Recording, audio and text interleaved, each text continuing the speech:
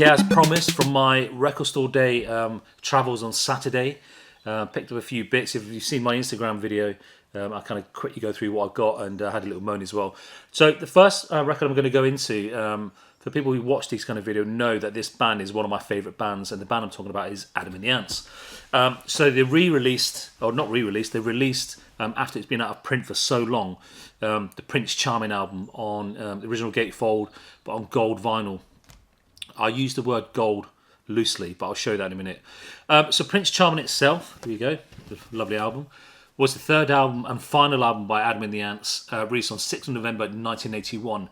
Remember, at this point, they were at their peak. I mean, the Kings of Frontier was #1. They had big records with Doggy Dog, Kings of Frontier, Ant Music.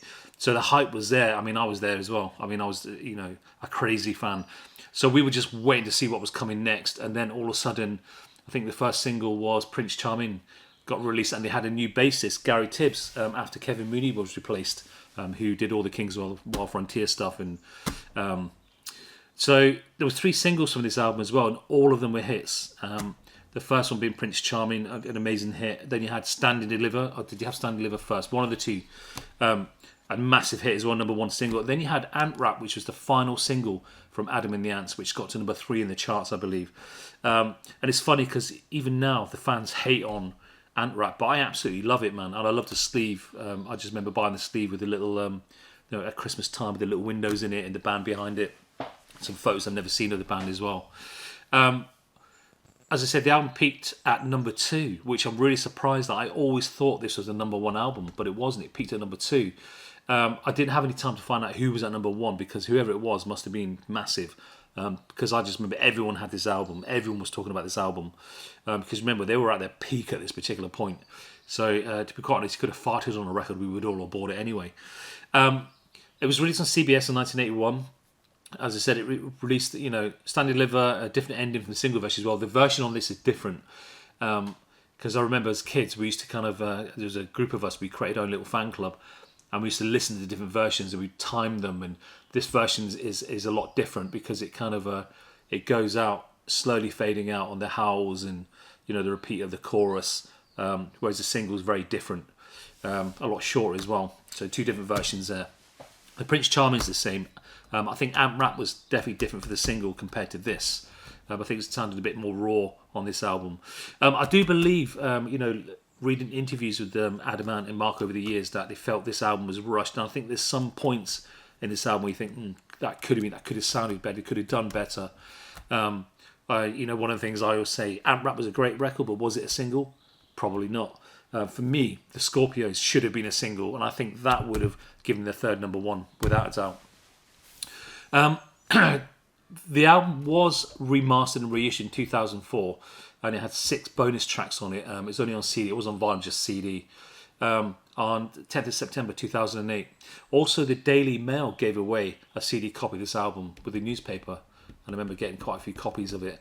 I don't know why. I don't know why they chose Prince Charming, but yeah, they chose Prince Charming. Something that I didn't know until I did some research on this, and I thought it was just the last track on side B is SEX.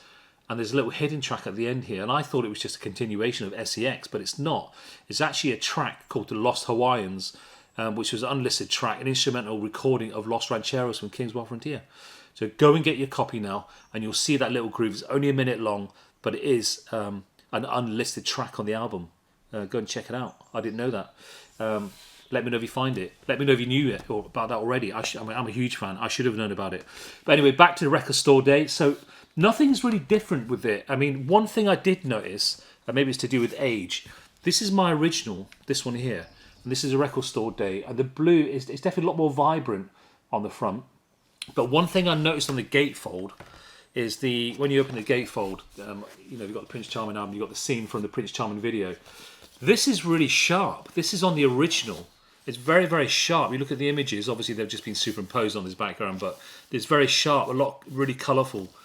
But on the record store day version, it just seems a bit bland. You look at the colours, there's like a yellow hue going through it, and also the definition in the band is not as good as the original. Yeah, so I wasn't that impressed with that because it does look like it's just been scanned, compared to the original. The inside sleeve is a little bit different. This is the original. It's a paper sleeve, basically. So you've got all the lyrics on one side, and then you have a picture of the band. I mean, this picture was used everywhere.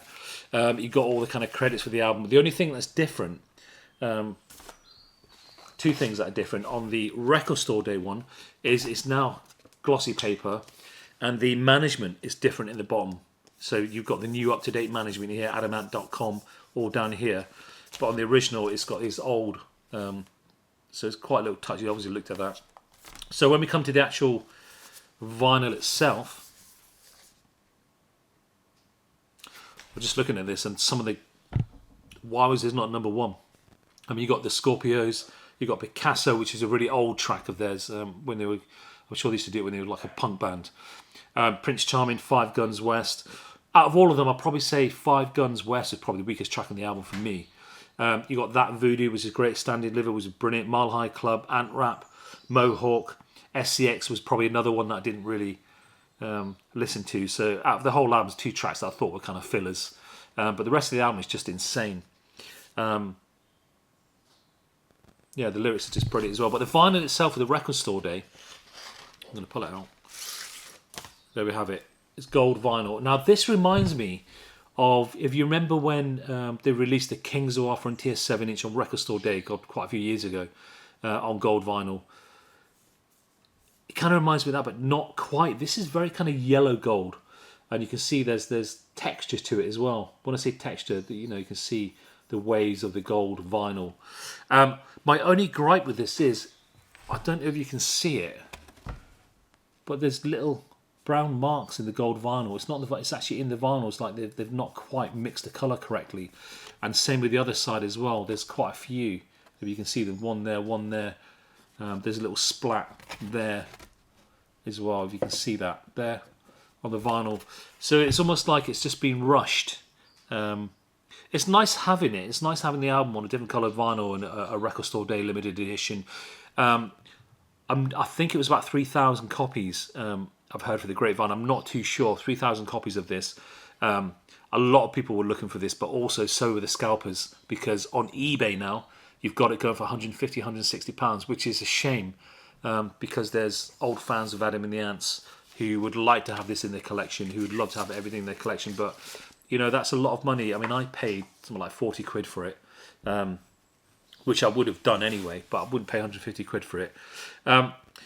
The other thing is, me, I like my hype stickers. So the only hype sticker you got with this little tiny thing here that just says Record Store Day limited edition gold vinyl, includes the smash hits Prince Charming, Ant Rap, and Stand and Deliver.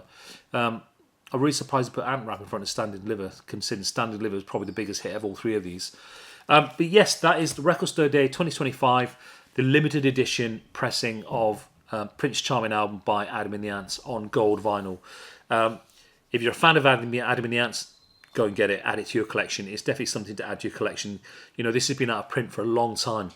This is the first time we've seen it come out on something. And I'm surprised if we didn't have an anniversary edition. So come on, Adam, if you're watching this, we want an anniversary edition of the album. Now, the other thing, my only gripe with this is something that they could have done, a lot of artists are doing at the moment, is, yes, they're releasing the album as it is. I mean, Toy does it a lot, but they're using an image from the same shoot they used for the front cover, so it might be a slightly different pose or a slightly, on here. I mean, how good would that have been if you had Adam in a slightly different pose, or if you had a band in a slightly different pose or a different kind of lineup? That would have added something really kind of special to the album. So I'm surprised they kind of missed on that. But I would have liked to have seen that. But other than that, it's great having my collection. Huge fan of Adam and the Ants, and I love this album. If you haven't heard it, go and check it out. If you do have it, go and find that little 1-minute track at the end of SEX. Let me know what you think. And I know I'm going to get a lot of comments about, this is the worst album ever. This is where Adam and the Ants went pants. I don't think so. I thought it was a great album. I thought they were brilliant. Still a fan.